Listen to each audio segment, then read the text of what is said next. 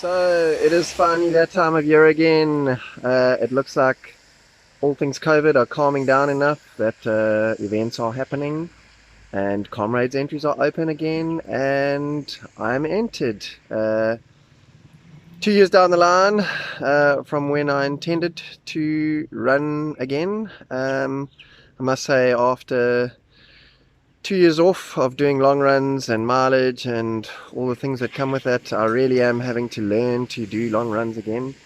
At the moment, I'm preparing to run what I hope will be my qualifying marathon. I'm timing it so that I have 2 bites of the cherry, and hopefully we'll get it right on the first one and get it out of the way before Comrades mileage really kicks in, to try and not have to deal with the fatigue of running a relatively fast marathon in the middle of Comrades training. So I'm going to try and get that out of the way during the month of May, but I do have another little one a few weeks after that in case things don't go well.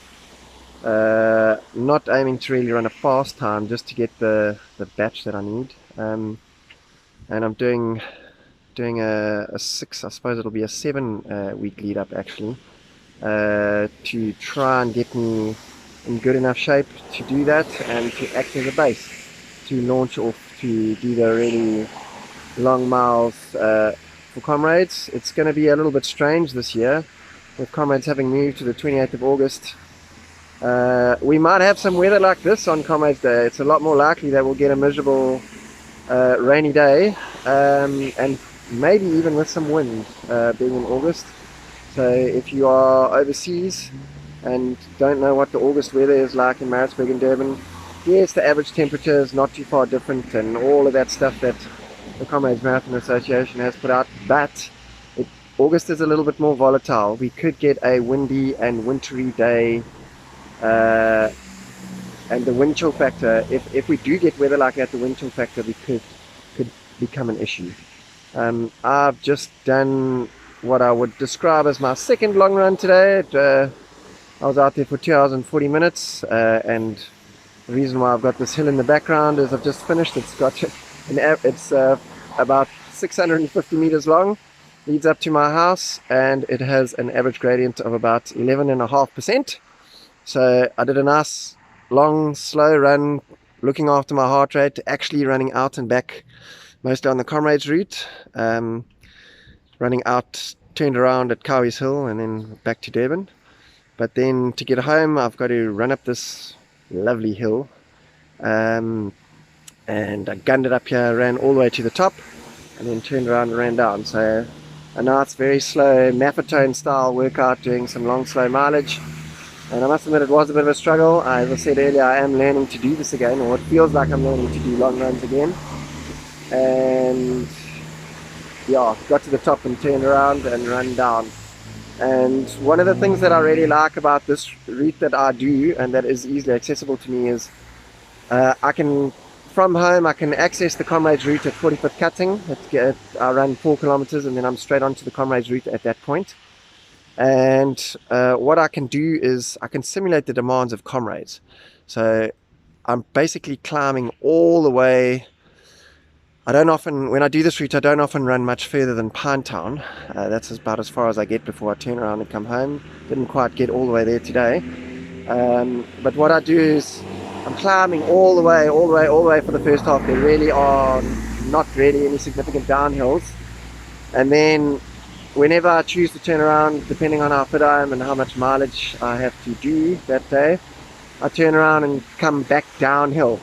Now on the Comrades route, whichever way you are running on Comrades, you need to get your body for that. So on the up run, you really need to get in sync with just climbing and climbing and climbing for a long time. And then once you get to Omlaas Road, you've got to be able to withstand the pounding on the way down and just keep your legs going and tick over and make up some time, I suppose, if you're worried about that. But just be able to keep running and keep your legs going. On the down run, you're pretty much flat all the way. So the bottom of Bothas Hill is at the same altitude as Maritzburg, although you have started to descend there because you've come over Bothas. But basically, once you get to Bothas Hill, you're going to start to descend, and you're pretty much going to descend all the altitude that you're going to lose from that point down to Durban. So you really, you run 65 k's by that point, and your legs have got to be able to withstand the pounding that you're going to put them through on that last 36 or 7 k's coming into Durban. And if you've got it in your legs on the down run and on the up run, when you hit that sort of largely downhill section, you really actually can make up quite a lot of time by conserving effort. And there's a lot in the technique of running downhill in that, but also just in preparation. You've got to get your body ready. And like I think about long distance running, it's like riding a jackhammer. It's just about impact resistance. And the better that you are able to resist the impact over a long period of time, the better you are going to be able to run at the end of your races. And that way, and if you can get that into you, and you can get that in your preparation, you are at an ultra marathon. You are going to pass thousands of people in the last sort of 10 to 15 kilometers of your race. I've had that experience and got it right a few times, and it really can benefit you. But there's also obviously a lot of technique in doing that.